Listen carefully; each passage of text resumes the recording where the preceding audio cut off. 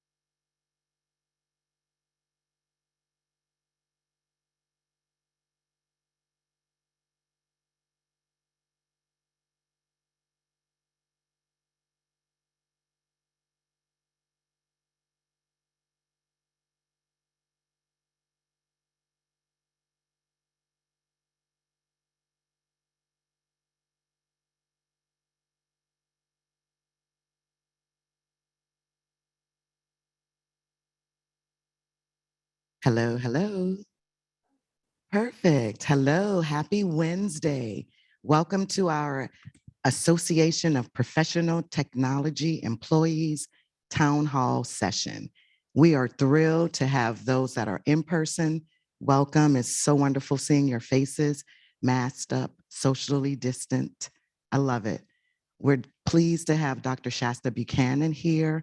Her time is appreciated. We're grateful for it. And without any further ado, I'd like to begin our session. And I'm beginning the session on a happy note. The happy note is I have been working with the officers long and hard on our awards to recognize and acknowledge the wonderful, awesome,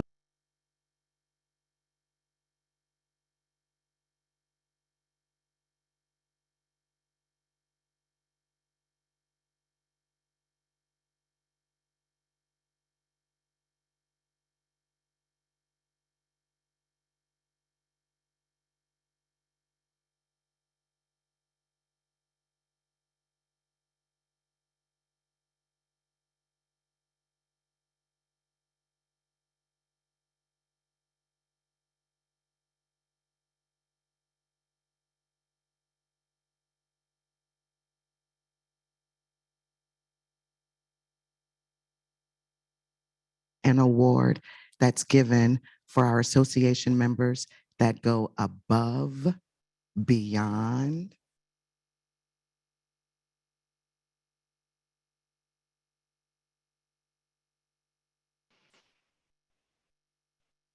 Perfect. I'll start from the ABCD awards are given to the association members that go above, beyond the call of duty, ABCD. Our executive committee, they have gone and continue to go above, beyond the call of duty. They represent us as a membership in shared governance committee meetings. They are at the table with the administration as things are happening, as plans are made here at ACC. Our executive committee members, they are busy with their jobs already and they see a need and they filled it. They have come to represent us in every form, and we're grateful and we're thankful that we have that opportunity to be at the table. So here are the names. I'm calling out the names of our executive committee because of the backlash with deliveries and everything. The goodies are on the way. They may be stuck in California, not sure, but they're on the way. The we will deliver them to you, and I want you to know that you are appreciated. And these are our executive committee members. We have Dr. Letitia Addison, Shateen Lee, Abigail Garcia, Paul Mason, Mark Petrick, Tommy Welsh, April Barada, David DeLaron, Letitia Ferrara, Lauren Siebel, Riley Davis, Richard Griffins, Candace Brown, Sarah Schultz, Courtney Graham, and Samantha Akers. Sorry, Lauren Lewis as well. So these are the recipients of our first ABCD Awards. You will see your names and lights in the APTE newsletter, and you will receive the awesome goodie bag soon. So thank you, thank you, thank you for your endless work. You go above and beyond the call of duty on our behalf. So thank you. Dun, dun, dun, dun, dun, dun, dun. Okay, so we received tons of questions. I have written them all down, numbered them, and I will read each question that we received, time permitting, of course, and allow Dr. Buchanan to respond to each of our questions. I'm thrilled of the participation. Your questions are heard and they're received, and you're going to get answers.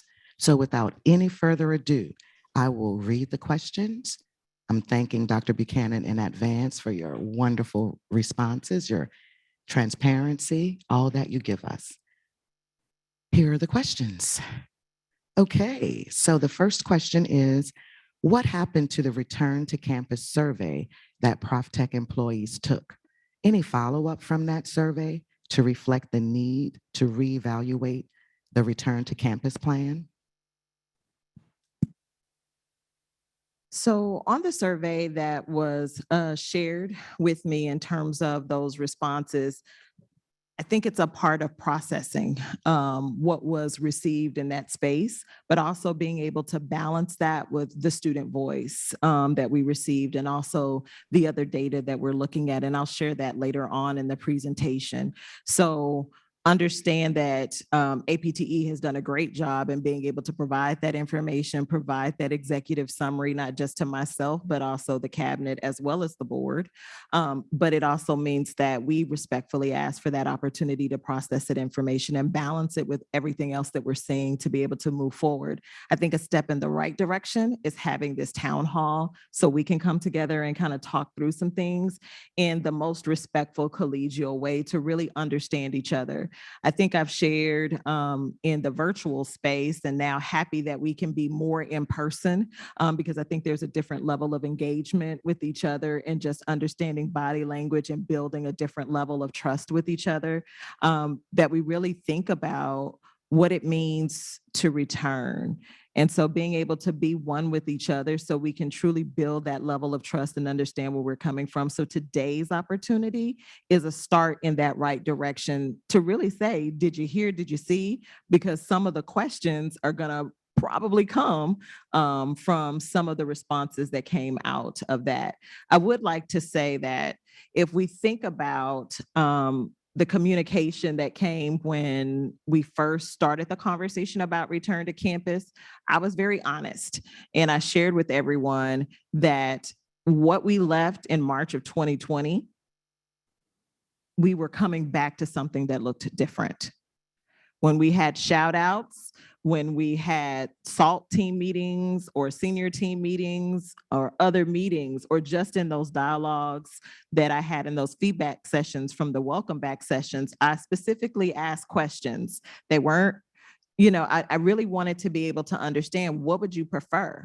Would you prefer to everyone rush back, same volume you left in March? And the most immediate response was, no, we don't want the same volume of students coming to us all at the same time. But in order to do that, it takes some work across the college to make that work. And we have to prepare and ready ourselves for that slow return in terms of getting people back into those spaces, but being comfortable in those spaces and ready to serve. So as a college, we wanted to honor those responses that came back initially about when we return to campus, what is your expectation, not just the PPE, but what did it mean in terms of capacity and volume as we get back to whatever our next normal will be. Perfect. So, do you feel as though with the younger generation and newly graduated high school students, that there will be more students seeking more opportunity to take classes online since they've adjusted due to this COVID and having to adjust to online classes while in high school?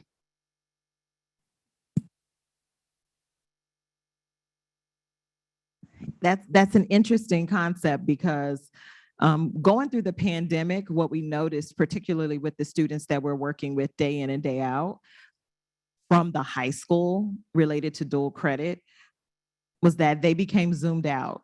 So even when it was time to do different events and programs, they didn't show or they were camera off. And how do we engage for the few that showed? Our school districts, where many of you know that I worked in college and high school relations and developed a pretty good relationship with our school districts and our superintendents. As we were making decisions of our return to campus, our superintendents were very clear as we contacted each one of them and we were able to get their insight. They were very clear with us, not just because of the state regulations that were placed on them in order for them to be able to continue to move forward and have the resources to support their students in K-12. They were very clear with us that online did not serve their students well. And when we did not offer, when we were not ready to move in terms of knowing whether we were going to be virtual or online, they had to make some decisions within themselves as K-12. So some of those sections that could have been new college sections through dual credit with us or early college, those ended up going either to on-ramps or to AP. Because again, that engagement in person became very important for K-12.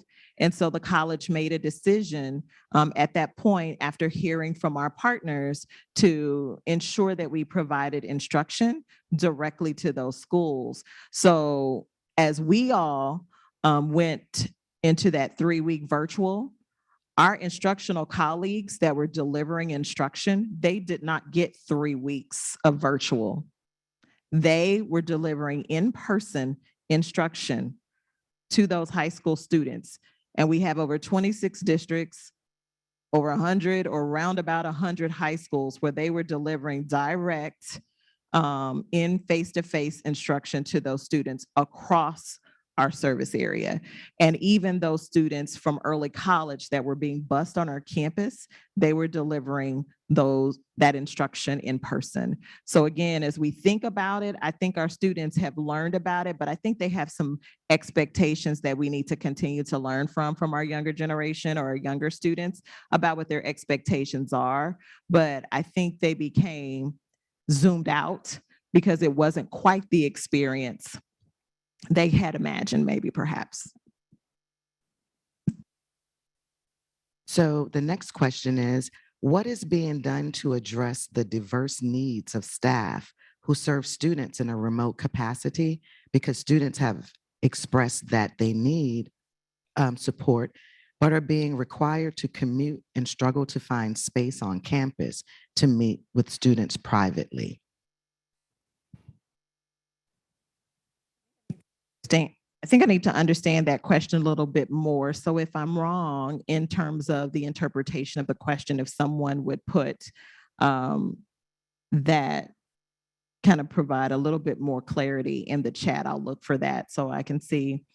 You know, when we think about, we have staff that are on campus that aren't in their own offices. At least I'm under the impression this is where this question is going, that don't have their own offices. And they do struggle with figuring out and if I could call out a department, I'm just going to say financial aid. When we look on our campuses, they're working with students in a very most private way when you fundamentally start talking about people's money. How much money do they have? And so I do think it's very important for us to identify spaces on our campuses. And we're looking at that as we start talking about the renovations of the student affairs suites. How do we have meeting room spaces? Other colleges as well as universities have spaces where, quite frankly, some of their staff, including advisors, coaches, or whatever, are in cubicles, and they maximize their space by utilizing meeting rooms. And the meeting rooms are set up with computers, the chairs, the desks. And while we may not be going exactly in that direction, we are identifying spaces in the student affairs suite so we can have those private meeting room spaces. Because I do believe as everyone talks about FERPA and that one-on-one, when we're in those one-on-one conversations with students, I think it is important for us, and it's a missed opportunity if we are not identifying spaces where those that are dealing with the same issues for students, particularly when you think about financial aid, as they're talking about money, the students do have to provide their social security number. How do we identify spaces that work well for our teams and our staff to be able to support our students well?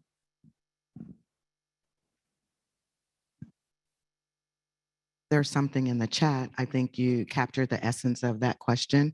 All of the questions are anonymous, so I couldn't go to see what you mean or anything like that. I appreciate you capturing the essence of your understanding of the question.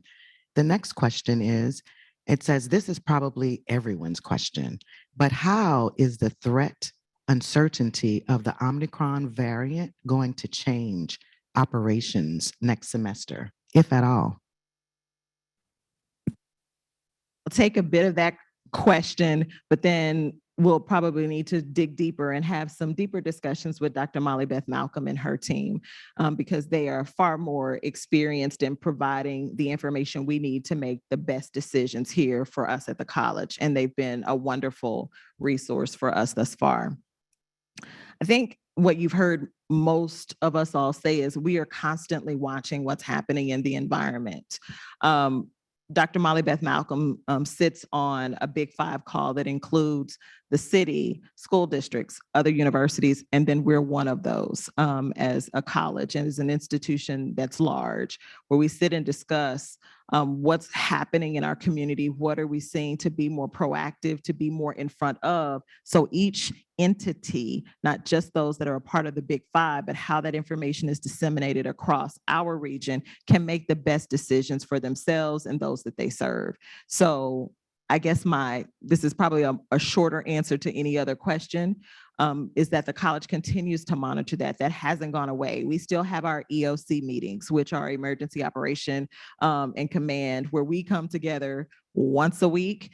Sometimes we go over in time because that return to campus meeting immediately follows, so we can make sure that that information is disseminated and it gets carried across the campus. But we met today because we meet on Wednesdays. So we met and I was like, okay, I'm going to have a little bit of a hard stop from EOC to make sure that I'm not late to this town hall. And so, but that's where we really sit and talk about, and Dr. Malcolm, Dr. Mike Garcia, Dr. Wayne Maines spend a lot of time explaining what's happening. You know, what does this mean for us as a college? How do we deliver this instruction? How do we support students in this way? How do we balance what students' needs and wants are, whether it's they want virtual support because of convenience or whether they want in-person, just like the student that came to the board meeting last night when we stepped away and met with her. And, you know, we asked specifically, what was she looking for? And she was like, in person. That is what works best for me.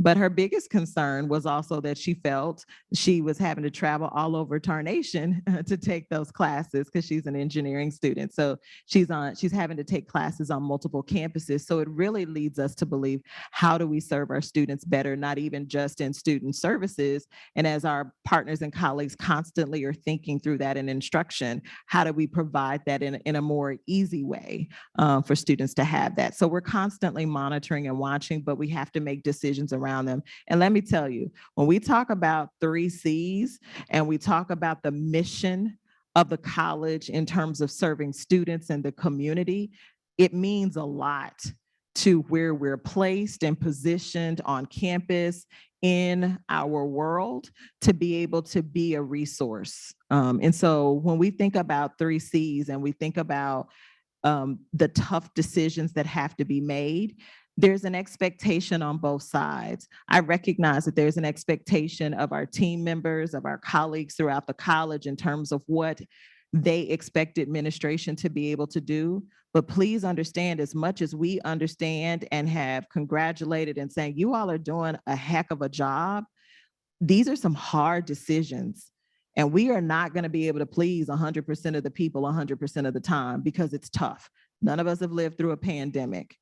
And going through this and making the decisions that we feel are best, we've taken a conservative approach, but we also recognize that we have students that are asking for, but when? And so trying to recapture that and understanding what's happening in our community and in our region, we have to be able to balance.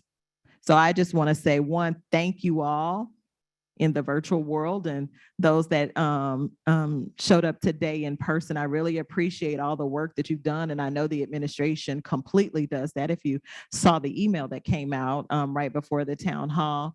But please understand, these are tough decisions and they are not easy to make. But there is an expectation that as an administration, we make decisions because we do need to forge ahead, because we do have a mission to solve for and move forward for our community. That was long-winded, but. Definitely covered what you can predict per se. None of us have a magic ball, but we're glad for Dr. Molly Macbeth to be there on the program, on the committees for sure. So the next question, with new jobs that we are posting, is there a possibility of having them be hybrid or remote positions? And can on-campus employees apply to future hybrid remote positions? So we currently, as a college, have positions that are already remote, that work in a completely only online environment. And so staff are always welcome to apply for those positions that currently exist. And I think as we think about the questions, and in this particular question about will there be an opportunity to look at that, I think as we go through the questions, there is an opportunity to look at how do we serve our students and give them the best virtual experience that they deserve. And so early on in the pandemic, probably around summer of 2020, I had to figure out how do we still work within the cloud of COVID and the pandemic, but start thinking about our entry on the other side and what are we going to do? That the virtual experience is not going to go away, but we need to think through what is the virtual experience our students deserve. So when we think about questions, and I'm going to be real straightforward here. So I'm trying to look at the screen, even though I can't see everybody on the screen. Is there a way for me to get a more global view? Probably not. As I'm looking at everyone in the audience, we have to really think about, we did a great job of moving in 1 week or 2 weeks into a virtual environment.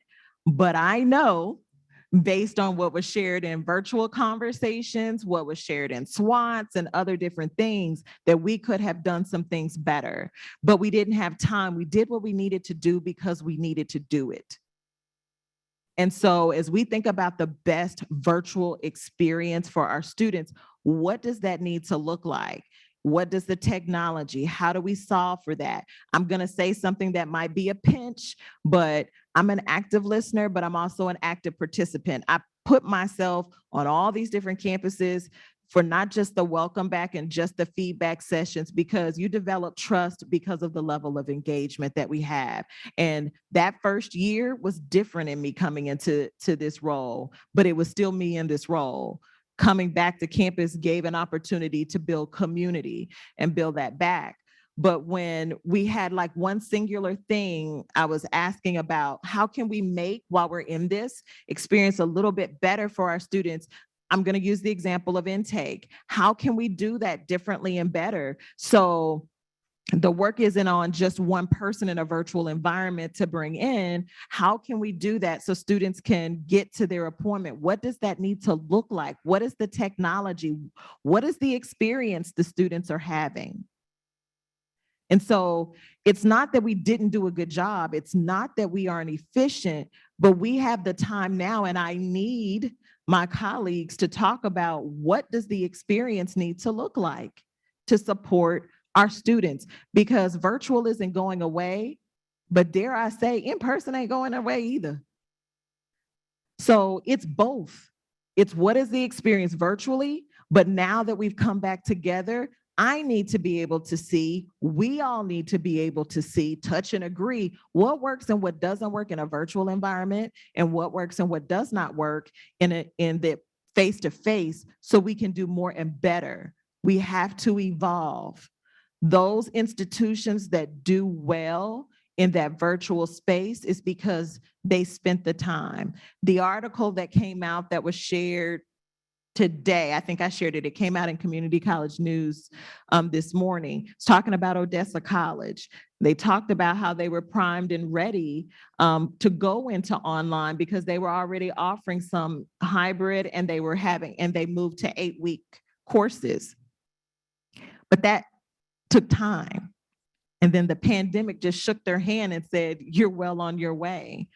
So now is our time to start thinking about that, as we think about not just what positions do we need, but before we even get to what positions do we need and can, what is the experience that we want for our students? I'm always going to be grounded in that. And then we continue to grow that influence around that to make it work. Thank you. I turned my mic off in between because I'm an active listener. So I'm saying yes and all of that. Don't want the mic to be on. So thank you very much for your responses. I appreciate them. The next question: has Student Affairs seriously considered the possibility of hybrid work? The level of work that we output during work from home has been greatly impacted by the distractions of being back on campus full time. A hybrid model would allow us to serve virtually and in person, but have the time to work on case management, outreach, and other work projects that engage our students. Well, I think in my long-winded answer in the question before, I kind of talked about we are taking it seriously, but it is about the virtual experience for the student, because you have to build around that. What are the students' needs and wants when we're here operating in person? What does that look like when we're operating in the virtual space? And then how do we start to create and curate what the whole experience looks like for students? Even so much so that, you know, yes, we have students that, because of convenience, or whether they're just not ready to come back on campus, to have those virtual spaces. I guess my other question, because I'm a question asker within questions, you know, what does that look like in terms of our invitation of students to campus? What does that look like in terms of programs for students? Because we're actually open. So I guess my questions are also around, you know, have we invited students in spaces? And before, you know, and I'm not talking about student life. I'm truly talking about when we know that students are in danger of not successfully passing for the semester. Do we invite them into the spaces and have different kinds of workshops? We don't have to yell from the rooftops, because everyone will say, well, it's FERPA. We can't tell the students that, you know, they're in there. No one's saying in the room, all y'all are in here because you're on academic warning. You know that behind the scenes with the technology. Our work is how do we invite them in the space to engage differently, to really help them understand. And like I said, in the short little presentation, I want to be able to share with you the student voices from our students that we did focus groups on, that withdrew from classes, the non-matriculant survey that we sent to students, and then also the secret student experience that we had, and what happened and what came out of that. But again, I really think about, we are taking it seriously, but we have to center ourselves around efficiency, to multitask and do many things, but also the efficiency, and I shared this with the associations, to be very present and in the moment, because I fell victim to the fact that I was in a meeting and still working. And I'm not saying that that's everyone's, I'm just being transparent with in my shoes and my skin and my reality. And there are missed opportunities in the meeting to be very physically present when we do that. And even the teams, when we had our enrollment retreat and our senior team meeting, and I had to share, because I could have easily slipped into that too, to say, okay, I need y'all here because we need to solve for some things and we need to be physically present with one another. We can't go off camera in the very physically present space, because there's an expectation when the leaders come together, the leaders are going through the hard stuff and they're going through the mud to make decisions that matter to better support our staff and our students. And so I do take it seriously, but it has to be grounded around what is the experience we want for our students and what do we have and what do we not have. Be honest with making that experience worthwhile, and that takes time as well. Absolutely. So this question is a little long and it's several questions within a question. So I'll slowly go through it. And then, as I said, there are several questions within this question. So I'm considered high risk according to the CDC. With that said, I'm very concerned about exposure to COVID-19 when everyone returns to campus. What measures will be in place and PPE will be provided to staff to prevent the spread of the virus on campus? Question 1. Question 2, along with this question, student guidance staff, advisors in particular, are not being approved for remote work due to job descriptions stating in-person services. So why must they offer remote services from campus? Third question, remote is remote is remote. Will the job descriptions be changing, thus allowing advisors to work from home remote? Final question within the question, can advisors refuse remote services from campus?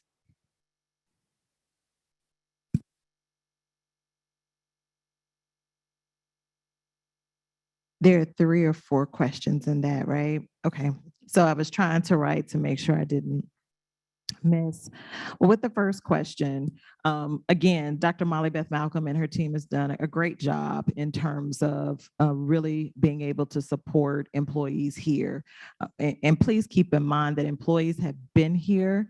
There are quite a few employees that never left in March when the rest of us went virtual. And so they have worked very hard in terms of the cleaning of the spaces, providing PPE as it's needed and available, making sure that it's here.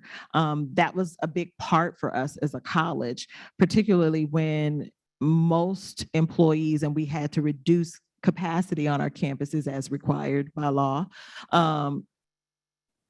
We had to say, well, if you got to come, we got to make sure we can provide what you need. So hand sanitizers, masks, and things like that. We even had face shields for people. And then we came soon to learn many people didn't want the face shields because with the mask and the shield, it just became hot as you're engaging and interacting through the day. And that's fine, but it was still that it was here and available. We will continue to do those things to support our staff. We will continue to make sure, and work. And it takes all of us. If we're going to be a team through this, it takes us all. If someone, if you're a supervisor and your employee reaches out to you, your team member says, hey, I think, or I have tested positive for COVID, please encourage, them. We really need you to fill out that self-reporting form because we need to know where you were so we can be able to support other employees should we need to reach out to them. And they've done a great job with that. And as last I remember in the last report from the operations, the safety and health team, is that we have had no spread of the virus on our campus. And so that doesn't just go to Dr. Malcolm's team, it also goes to how we've all worked as colleagues throughout the college in terms of responsibility, just that personal responsibility. I think we also have to take a breath and be thankful that through the board and the college to have masking, in place and those types of things, they have taken the hard road on a lot of things to ensure we needed to open, we needed to be here for our students and our community because it is a part of our mission in how we serve. So I think as we continue, we will continue to feed more information about how that process is in each semester, making sure we're communicating and reminding, because we can all forget. It's easy. We got a lot in our heads and brains and thinking about our work, but making sure that we clearly communicate every single semester. Don't forget, as you're coming back into the semester, what are the things that you need to do, and also our personal responsibility as we want to support others at the college and stay healthy. I think there was a question about will job descriptions change because there are not a lot of people that have been approved for remote work. So I'm truly with APTE, I recognize that not all of APTE are in student affairs. So I want to be very clear that my response is I'm representing student affairs. I cannot in no way speak for any other area. And as Dr. Rhodes has even shared with the associations, yes, there are some positions that it may be okay for remote work, but there are positions that serve a population of people that we need to be very visible and available to. And so in regards to just uprooting and changing job descriptions, we're not at that place. We need to start back at the nucleus of what is the virtual experience we want our students to be able to have, and how do we build around what does support look like to do that? Who should do that? How should it happen? Where should it happen? In terms of remote is remote, our conversations, our students can choose to remote in if they want virtual support out of convenience, because sometimes that very student can also have that remote support today, but then tomorrow show up in person. And they may be walking in, they may need that hand. So how do we manage and do that? In terms of the question about refusing remote services from campus, why would we refuse services to the very people we want to serve? That to me doesn't come across as being student ready or student friendly. I understand the angst and the frustration with, but we were remote for 18 plus months and we all changed our lives to do that. But understand that we have people that have been waiting, and they've actually used their feet or their voice to tell us, I don't want that. I would like this, so I will wait until you can offer me that. And that's okay. But we don't spend enough time, and we say we don't see that in our data. Well, you have to go for it and go look for it. And that's what I want to share with you a little bit later on. But we won't refuse services to students because we truly can support students virtually here, because ultimately our job is to be ready for them. Thank you. So is ACC looking into changing the mask mandate for spring 2022? And what are your opinions about the telework policy and how it applies to student affairs staff? So in regards to changing the mask, that is a board policy. And at this time, we have not received any additional direction. And so we know that we'll pay attention to what's happening with the virus, as well as what's happening in the legal system as it relates to that. But right now, we're still under that mask mandate. And so we will continue to move accordingly with that until we need to look at other options for our college. But that's where we are right now. In regards to my opinions about the telework policy and how it applies to student affairs staff, right now, I feel like I was very transparent, whether people liked it or hated it or hate me for my stand in it right now. I said there would be very few exceptions as we start moving in this direction. The first direction was to bring us back so we can support students. The second part of that was the answer and the voice of our team when it was asked, what would you have preferred, the staggered approach and the slow bringing back of students, or do you want it all full on? And that response from the voice of team members was, we do not want all of that at one time. And so we are getting there. We are actually, and I don't know if I mentioned this earlier in one of the questions, we are starting in student affairs along with instruction to have weekly meetings to look at the sections that are on campuses. So if anyone recalls some of the feedback sessions, we had some great sessions and conversations at Hayes, and really talking about, wait, we're not, and at San Gabriel, we're not seeing the movement of sections as we think about spring 2022. And so those feedback sessions just was not for me to take notes and not do anything with it. And so as we've been looking at that, we are having weekly meetings, and the chancellor's been very clear about his expectations on, how are we looking at the face-to-face classes that are there? Are they full? And if they are, what are we doing about it, and how quickly are we moving to resolve that on behalf of our students, because that's very important. The other question that I've asked, and if you were listening to the board meeting on Monday, the board specifically asked, as Neil was going through, our CFO was going through the budget, and of course enrollment is going to be a part of a budget conversation, that they asked about, well, who's coming to online in terms of that mix of online, and Neil said, that's the very question Shasta's been asking, and that's the data I'm pulling for her in terms of who's actually going into online classes. We saw an uptick in out of state and out of taxing district going to online. However, what we also noticed though is a student is going to work very hard to make their schedule.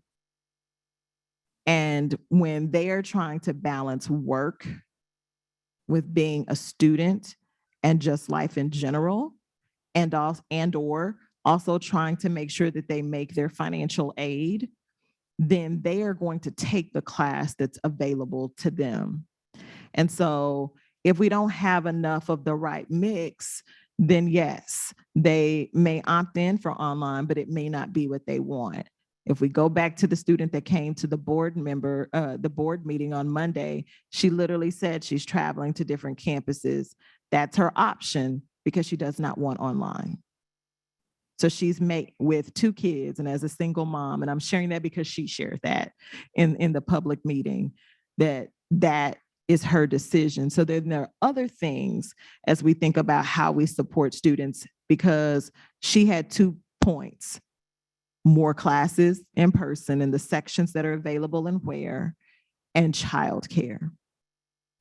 So again, it goes back to, how do we serve our students? How can we think differently about how we work to support them differently and better? Thank you. So this next question kind of feels in what you're saying, but as I said, we're gonna, have all of the questions asked and answered.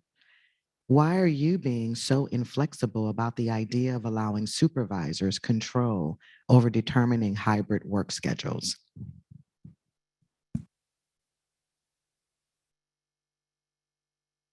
That's a good question. I don't think I'm being inflexible. I think I've been very honest and I've been very transparent. I level set the expectation with the communication. As a team, you've all asked for more communication. Again, not everything that I'm going to say is always going to be something someone agrees with. But a decision has to be made, because when the decision isn't made, there creates confusion. And clearly it hasn't been any confusion about what I shared. I did say there will be few exceptions. We do need to figure out, which I shared in that communication, what that looks like. And early on, again, going back to summer 20, when I specifically started asking just for some little things in terms of how can we tweak this and do this better, it was hard to have that conversation about, but look, the experiences of the students, how can we, because it was my first start to think about how could we be doing this differently and better and work in this virtual environment to innovate. And we couldn't move for whatever reason. That's no blame on anyone. We just couldn't get there. So now that we're coming back, I also have the opportunity to see how we engage with students, ask good questions, or have you ask me more questions, but I get to see your experience with the student and the student's experience with you and ask a lot of questions. I mentioned early on when I first transitioned into this role, I was going to ask a lot of questions. And one of my questions to this question goes back to some of the things that I've been asking about is when we look at caseloads, what do we know about the students that we serve? That some may have heard about the big goal of 2030, but what does that mean for me with the students I serve in my caseload, whether I'm an advocate, whether I'm a coach, whether I'm an advisor, whether I'm in financial aid, whether I'm a recruiter? What is my part of that? What am I being held accountable to? What do I know about those students? What percentage of those students in my caseload do I know? How many of them are persisting, not just fall to spring, but fall to fall? And for those that aren't, what am I doing in my caseload? And I'm not just talking about the email. What am I doing in my caseload to make that different? Because I know that they have an issue. Do I have an ability as an advisor, a coach, a financial aid advisor, a recruiter? Do I have the ability to run a report and see what's happening to the students that I serve? Can I pull down a report and see the grades of my students throughout a semester to know what's happening to them? Do I call them in? Do I have a group think and meeting? Do they understand their syllabus?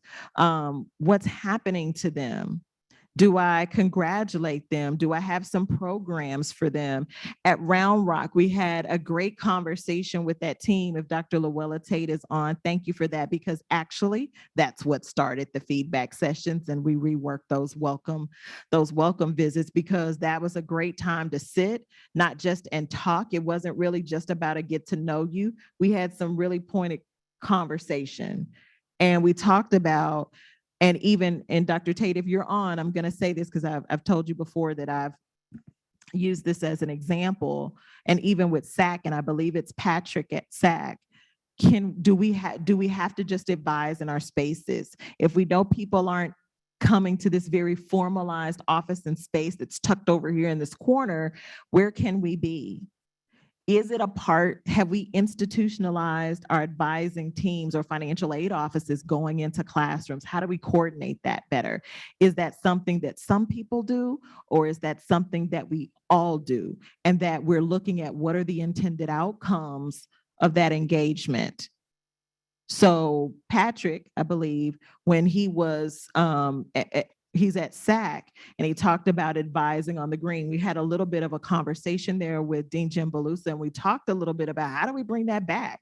I think there have even been conversations with SAC asking, could we go to the high schools? There's 2 high schools that bus to SAC. Can we be at the high school? Why not? So when we talk about working differently with students, and we think, and we're thinking about inflexibility of remote work, I come back and say, but wait, there are students that want to be served. How do we work differently to engage them and go after them and bring them back? It's hard. It has been a hard road for all of us. And as we come back into these spaces in this slow, scaffold way and bring them back, how do we reimagine? At San Gabriel, Dr. Escamilla talked about, they go out that back door, Shasta. As soon as class is over, they're going down that back door. How do we grab them? How do we have a different kind of conversation with them and bring them back to us? All I'm asking is, how do we think differently about the work? Because there are literally students on our campus. When we were in EOC, and what came out of the senior team meeting, and I think it was Dr. Kinney, and Linda Terry that said, at the time, we didn't have anything on our campuses that said we're open, register, it's time to register. We were kind of just saying everything should just be virtual. But wait, we have bodies and people here. Why are we not making sure that we're spreading the word? So even at EOC, I was like, man, do we have That's card what my she's yard? talking about. Hello?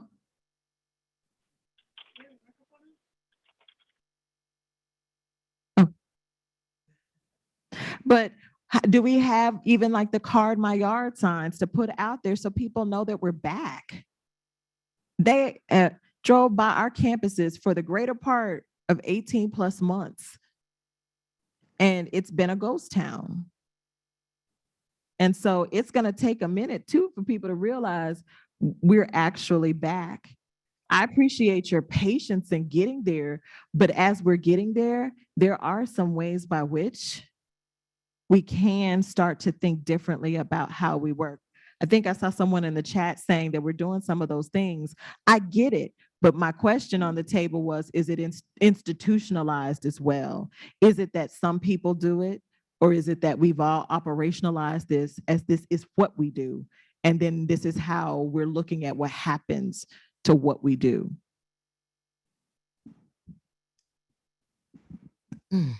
Thank you.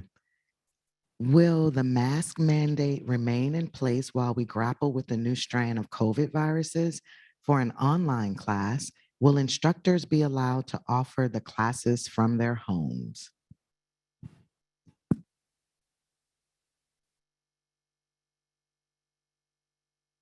Answered this question just a little bit earlier on the other mask mandate question that we're paying attention to what's happening for now.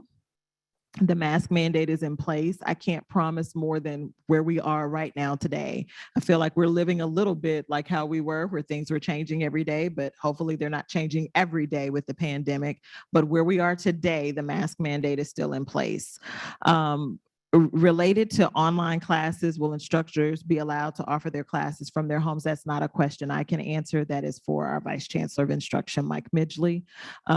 He has done an amazing job with respecting me and my role, and that questions that are asked in their association meetings that really should be referred this way. He truly brings that back, and I want to reciprocate that respect. So he would be able to answer that question. Perfect. Next question. I would like to learn more about the case-by-case process for being approved for telework, such as the criterion of eligibility, a projected timeline for the evaluation process for approval, and the implementation process. I'm going to sound a little bit like a broken record, that I level set that expectation in the communication in terms of there would be few exceptions in the very beginning of this process because we needed to return. I also wanted to be able to have the opportunity and respect enough to be able to observe our team members in their work and to be able to see what that level of engagement looks like. And there are very few exceptions with what that telework is right now today. And so in terms of the turnaround and timeline, unless someone will tell me different, and I'll look here in the audience, and I'm sure someone will tell me in the chat, it's pretty smooth and easy, at least at the onset, because we're really looking at those positions that truly were never designed to be face-to-face with students initially. But again, as we go through this process, some of the questions earlier on asked a little bit about how serious are we taking it? Serious, I've been talking about it since summer of 2020. But if we really want to have a collective conversation, I do have a call to action, but I'll probably ask once you let me know, once we're at the end of questions. I do have a call to action for us in terms of some things that I think will help us move. I've been very open and honest about making sure that we have seats at the table for people, but to be very clear, you know, all decisions aren't just mine, all decisions aren't just the next person's. And, you know, we do send those decisions or recommendations to our chancellor related to something big and different that we want to do or push. And so that call to action, the way that I would like to bring forward to our colleagues in student affairs, I need to qualify that. In student affairs will truly be about how do we create that virtual experience that our students deserve? Because quite frankly, I think the best people to come together to recommend a plan after doing their due diligence with research and data will be our team members and our team members that are on the front line working directly with our students. This will be our last question based on the time that we've allowed. We respect your time. This last question is a couple questions in one, but this will be our last question. What students are experiencing as we move forward and as a direct result of the pandemic has permanently changed the pre-pandemic experience, expectation in higher education? As such, why has our plan been to continue to operate as if these changes haven't happened, as if everything is as it was in 2019? Things have changed fundamentally. Should we not change how we conduct business, i.e., offer more remote hybrid options, which will allow for telework and support of staff and faculty safety, as well as morale? In response to this shift to stay with the times. So I kind of like said a lot with that. The question is, what are we doing in response with the shift to stay within the times that we're living?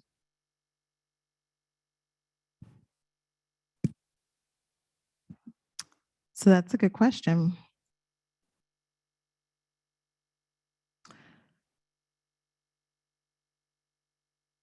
I truly believe we want to evolve to support our students and our team members. I think figuring out how to say this in the most collegial way.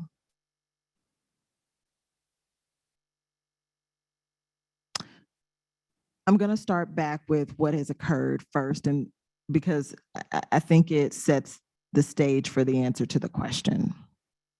Because as we think about the safety and support related to what was asked in the question, I kind of wrote that down. We were more conservative.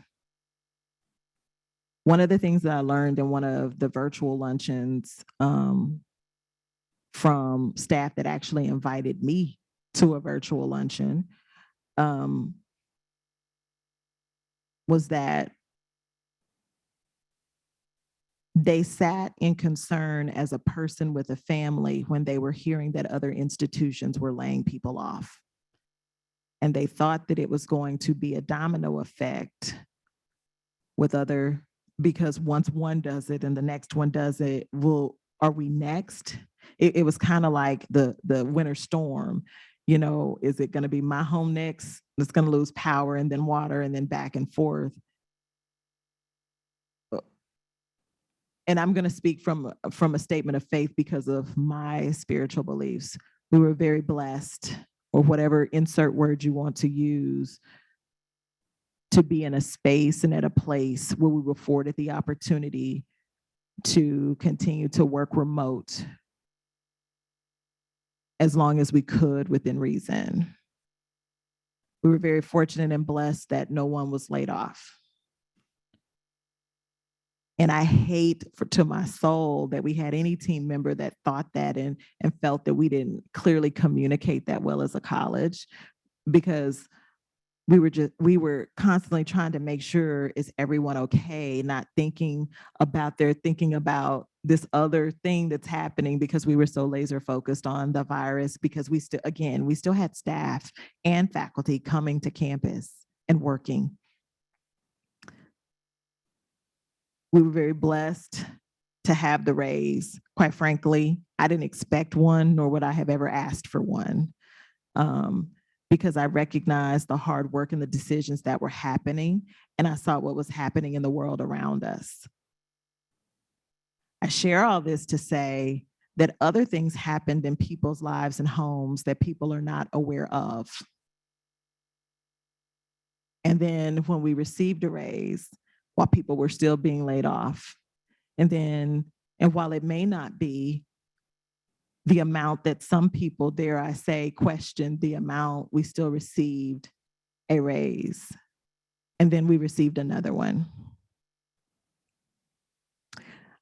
I had to lead in that because the college went through its own evolution of what flexibility looks like in support of staff during the times that we were in, and having to think about what does this look like as we start coming out from under this cloud. And that the safety has always been at the forefront. All the while, we truly had community members and students truly upset with the fact that we were not open. And it hurt, but the college stood its ground to say, we're not there yet. We wanted to plan, but we weren't ready to move in that particular direction. Things have changed. But one of the asks that I will have of all the team members on the call, and it goes back to some of the questions I was asking before, when we talk about the evolution of the college, I've shared before the evolution of our student. Are we all ready to have that conversation, which is the good, the bad, and the ugly, because you have to go through it to really thinking about what do we do more of, what do we do less of, and what do we get rid of? And then what do we add? Because sometimes I recognize team members feel like we have so many initiatives and it's initiative fatigue. And so I'd liken some things to say in terms of, do we need to be more strategic? Yes. Can we? Of course. But we have to be mindful of our students are constantly evolving, and shame on us if we haven't evolved, and that's what we want to do. And so I'm asking you as my colleagues to really think about, are we really prepared for the good, the bad, and the ugly in the conversation so we can get through the evolution process?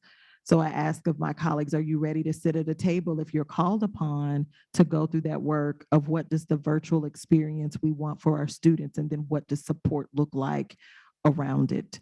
Are we ready to have that conversation and do that work? Because it's not as easy as saying, this is what I want, give it to me. It is, but it is, let's go through the work together so we can make those good decisions. And in this particular one, full disclosure, we did what we had to do in 1 to 2 weeks' time, and we did a great job. But I think we can all attest to, is that truly the experience, the way we did it, we would want for our students when we really think about a virtual experience for our students that's holistic, that's comprehensive, that has the technology that's supporting them? How do we get there and get there quickly, but do our due diligence to know what it should look like?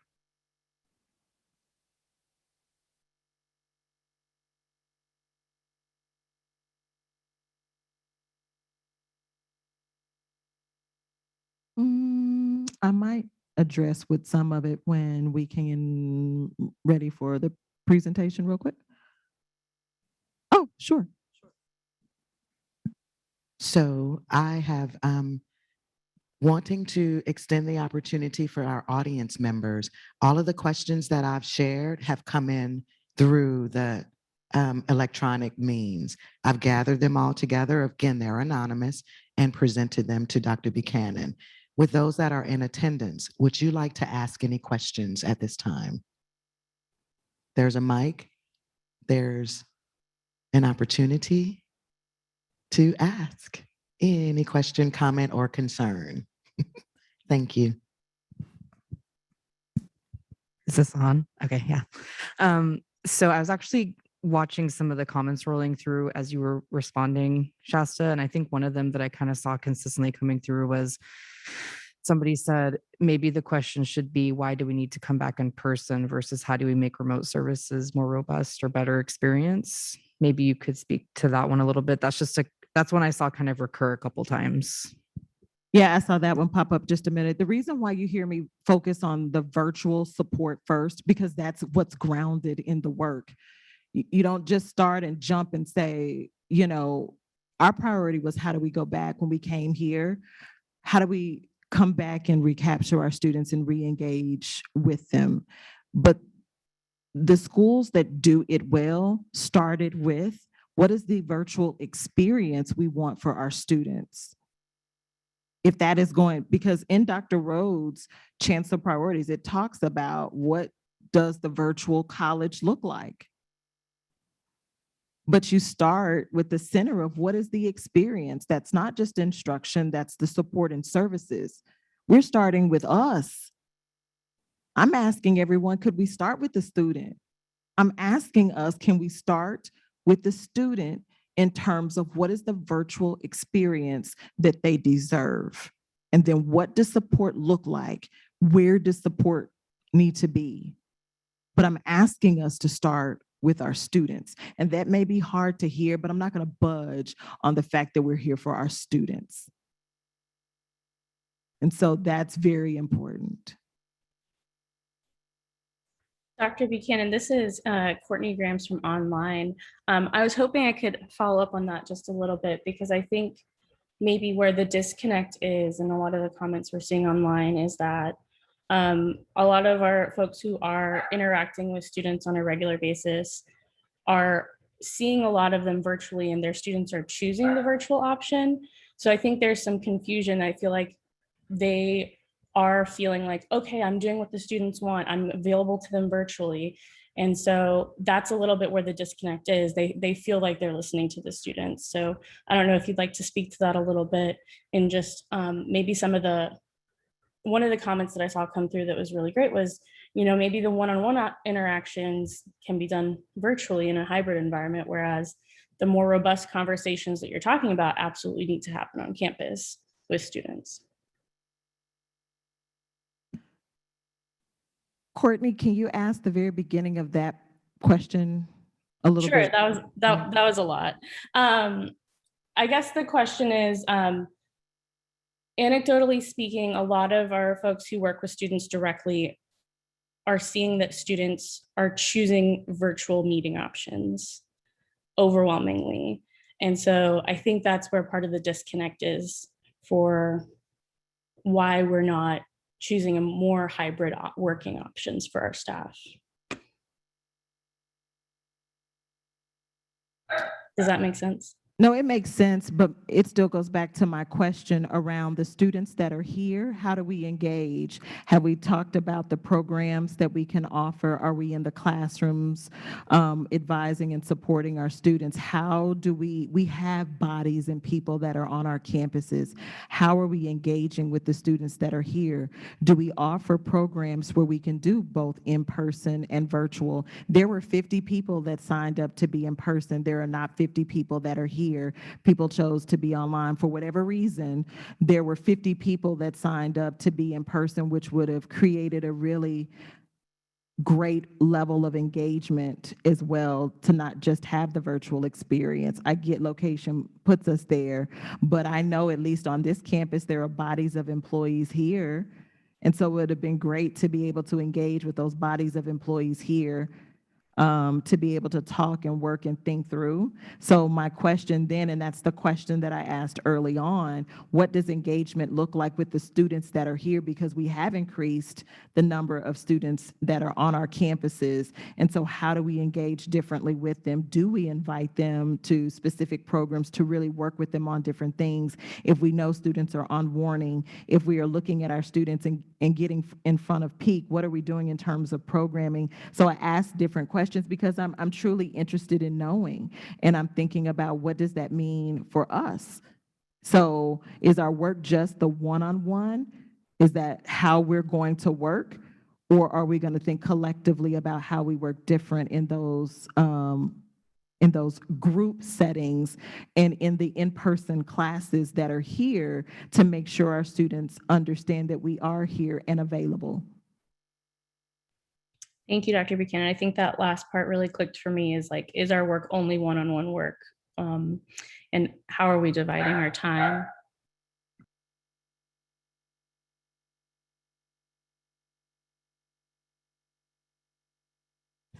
Perfect. Thank you very much for your participation. Dr. Buchanan has prepared a presentation for us, and we're queuing it in now, so you will receive it momentarily. So this presentation is a really quick just overview when you think about some of the things that we all settle and wrestle with. Some members that may be on the call have seen some of this data, whether they're working on the Chancellor priorities, whether they're on SALT or whether they're in other areas. I think you needed to share the screen. And so I wanted to provide that information. We've had some consultants here. We're still going through some of that work. We were supposed to have a speaker at our SALT meeting talk about the power of consultancy, but then we started going down the road of planning to come back to campus, not planning to come back to campus. So it was a missed opportunity to be able to have such a powerful speaker present to us and talk about the power of consultancy and that it's not punitive. It truly is a way to bring in content experts in different areas to really sit, think, and have that opportunity one-on-one with experts in our individual areas and fields to really listen, learn, and really give fresh eyes for me about the work that we do and how do we look at that in the balance of what others are doing and how we can continue to strive to evolve and get better. But what's important about what you will see in some of the data here is it's the data that we wrestle with. And I'm not quite sure how this data has ever been shared across student affairs and if there are other members here that are in other departments. So this is some of the data that I shared with the board when we gave a presentation maybe in January. I'm losing my year. So this is January of 2021. So I gave this presentation in January of 2021 when we returned from the last break. If you notice, since 2016, the trend, which is the lime green line, our trend in enrollment has been trending down since before the pandemic. Our enrollment, and if people say, oh, it's just a numbers game, we literally are here for our students. The best representation to show you our students instead of just individual names is this is where we have gone. As you see what's going on in AY 2020, which is on the bottom axis, you'll kind of see a little bit more about what happened once we went into the pandemic. You'll see where fall 2021, if this trend continues, we will not get to our 2030 goal. You'll see the, I guess we'll call that line teal. The teal green line is really the target. And so there's a big gap that can widen if we don't start thinking differently about our work and how we engage with our students. And that doesn't remove virtual and hybrid, but it means that we have to do it right. And we also have to have the evolution of how we do the in-person differently and enhance that. The red line that you see there at the time for AY 2020, and that was at the peak of the pandemic when we first presented this, that was the unemployment rate, but that has since gone down to about 3%, I believe, now. But this just kind of shows you we've been trending down since before the pandemic. This next slide is the slide that we've shared, and we also shared with the superintendents. We have 26 school districts in our service area. 25 of those have high schools. It's the 26th one, since their high school, they're not big enough, they send their students to another district for high school. If you notice in 2020, 53%, which is in, we'll call that color orange or red, 53% of the high school students in our service area, not Central Texas, our service area, did not attend any public institution in the state of Texas. When we go to National Student Clearinghouse, we usually can find another percentage or 2 or 3, but it's still a lot of students that chose not to go to college. Our biggest number of students, not excluding our adults or never excluding them from our equation, but the largest proportion of students that come over to us are direct from high school. And if 53% aren't going anywhere, how do we re-engage? How do we think differently about our work? Because enrollment is everybody's job. And so we also see there in purple the decline of those direct from high school students coming to ACC.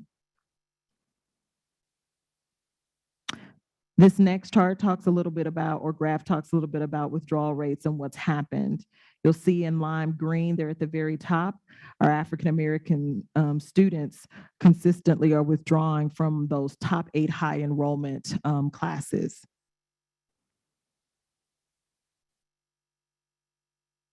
Then as you look at the blue line, you see what's happening with our Latino, our Hispanic students.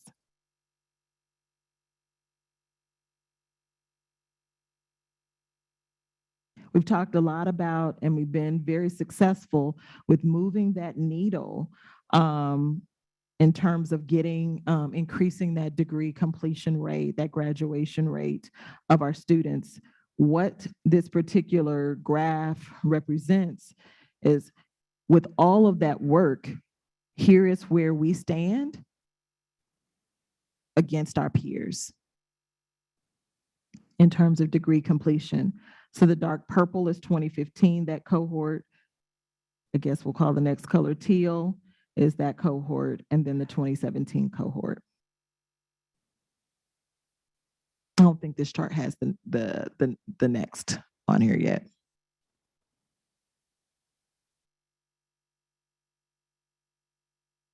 So as we think about our students that have 45 plus semester credit hours, and truly we should be moving them to graduate, what happened over the course of the pandemic with our students? We were trending up before the pandemic, and then we came down 8 percentage points fall of 2020.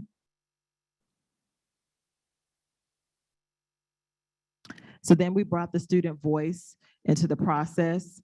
A few of us, myself, Dr. Rhodes, Dr. Galen Scott, Dr. Gary Moreno, and Mr. Larry Davis, and I sure hope I haven't forgotten anybody that's a part of that team.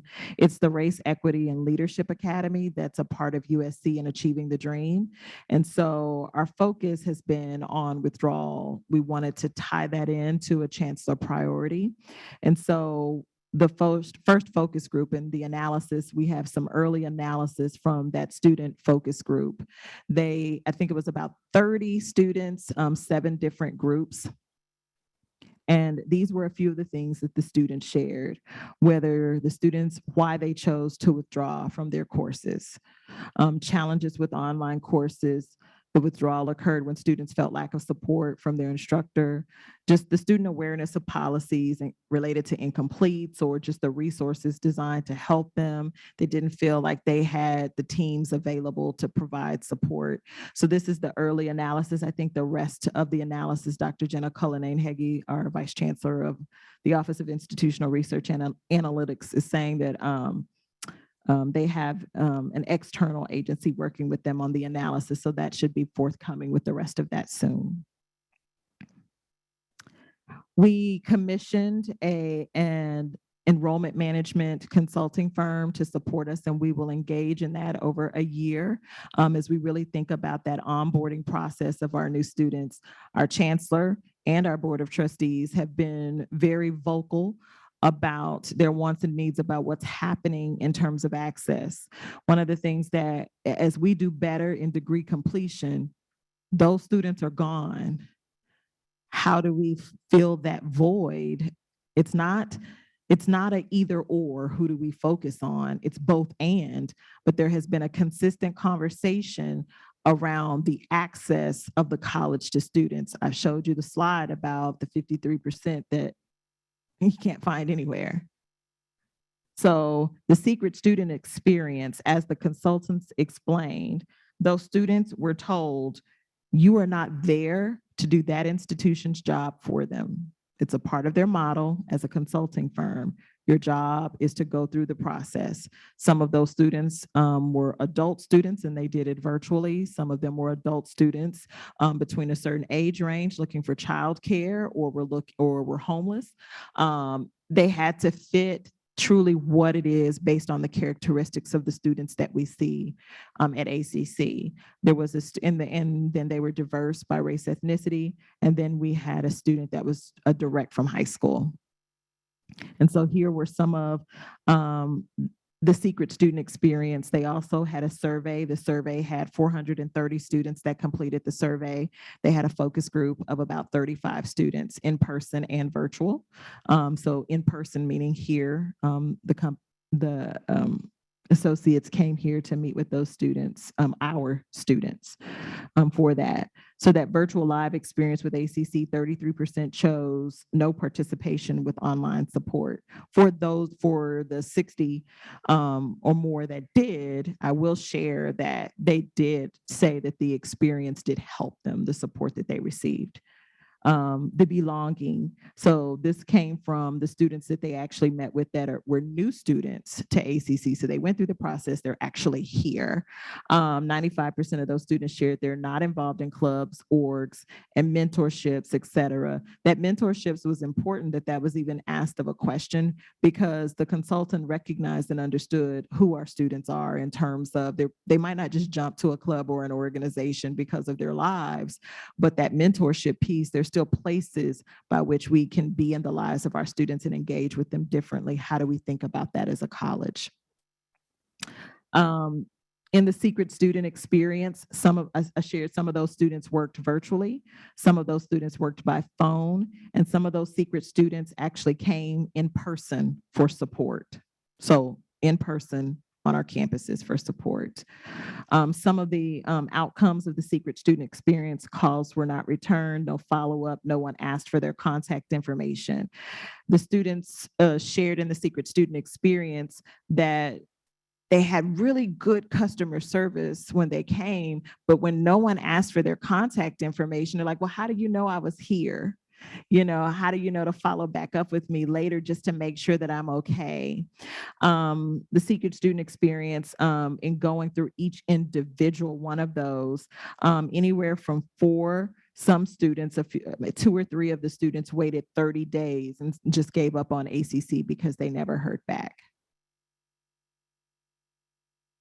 The last one, we did a non-matriculant student survey. So these are students that went through the complete admissions application process with the college and chose not to come and chose to either go to another institution or go nowhere.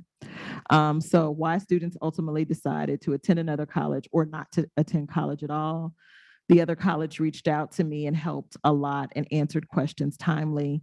Lack of counseling help from ACC, never heard back regarding my questions. I was never given an option to sign up for an ACC class. I was actually able to attend the other college because I was not kicked out of the sign-up session at midnight. Family obligations, conflicting work obligations, or decided college was not for me. Where are the ways in which we can engage with students when they bring that up? I'm not asking you to be the savior for the students in the sense of if they truly are having the conflict that just can't be solved for now. But when a student just felt like college wasn't for me, what we don't know in that very loaded answer was it that they didn't have the follow-up? We don't know the answers to those questions, but how do we think differently? I share this with all of us because while we do a great job, and we will always continue to do a great job and be in the business of our students, I mentioned earlier, we have to talk about the good, the bad, and the ugly. And we have to be okay with being uncomfortable with the uncomfort of our students' voices. So there are questions, and there's that constant question that I get. Well, Shasta, where's the data, or why are you being so inflexible? It's not that I'm being inflexible. If there's anything that keeps me up at night, it's the fact that I would like for all of us as colleagues to live a bit in the uncomfortability and the fact, hopefully I said that word right, in the fact that our students are telling us something and they are desperate and wanting our help and support. How do we start to look at how do we engage differently? Because if we miss this opportunity to hear from the voice in a very strategic way, and if we just look at all the great things that we do, then we're not solving for when the students are telling us, this hurts. Because who's going to figure this out?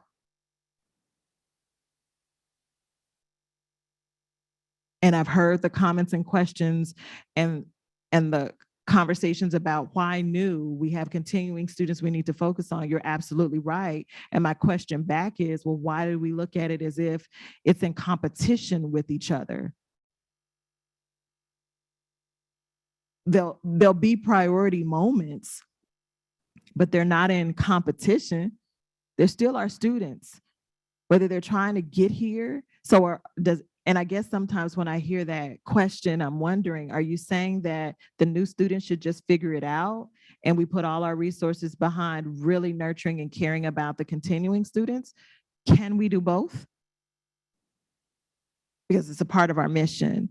And so I share this because it's the stuff that stings, and it's the stuff that I see and other leaders in the college, they see.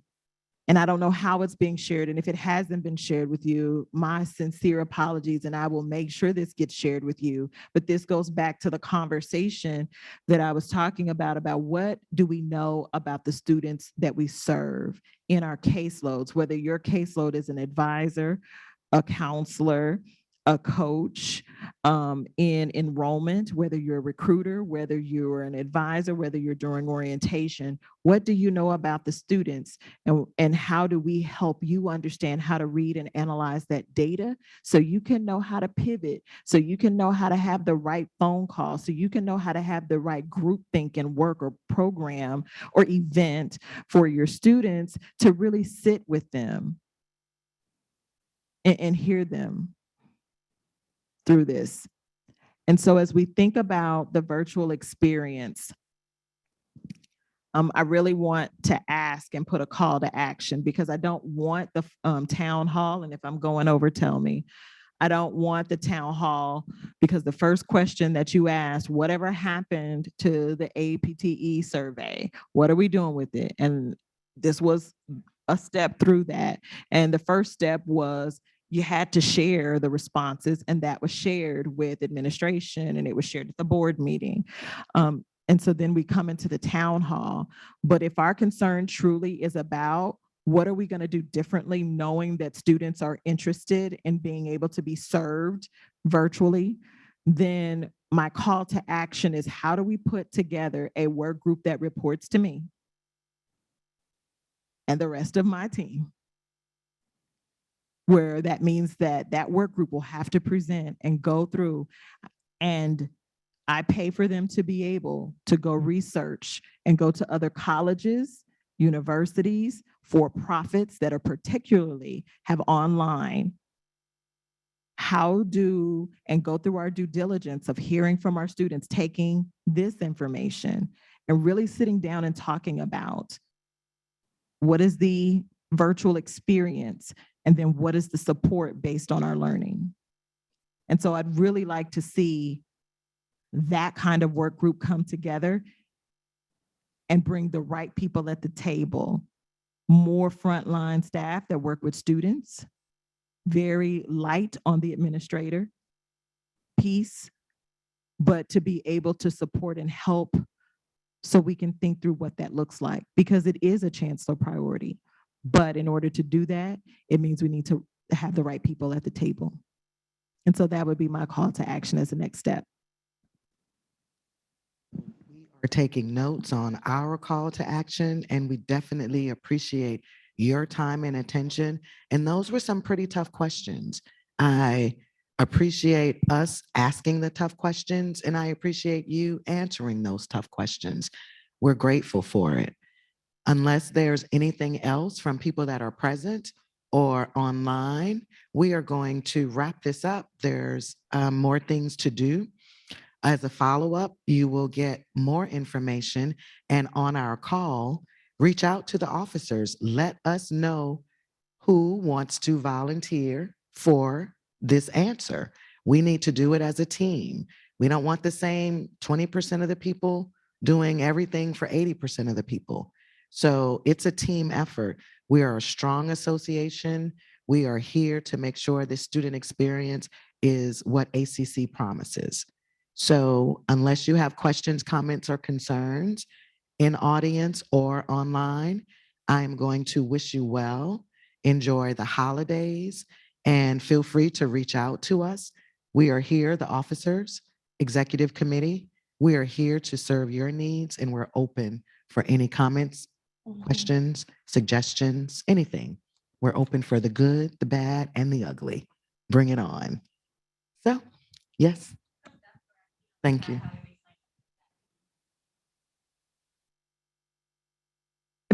Let me get an email going because I knew that that would be the call to action. So let me get the email going so we can set up a Google form. So people will be able to either nominate or sign up. We won't have 100 people on there. And so we'll go through that process. And so let's all just respect and give much support to those that end up being selected to serve. That's what we do as an association. We respect, we serve each other. We are an awesome team. So I'm looking forward to all of the goodness that's coming. Thank you guys for coming out. It is so good to see faces. I miss you guys. Happy Wednesday and enjoy your holidays. Thank you.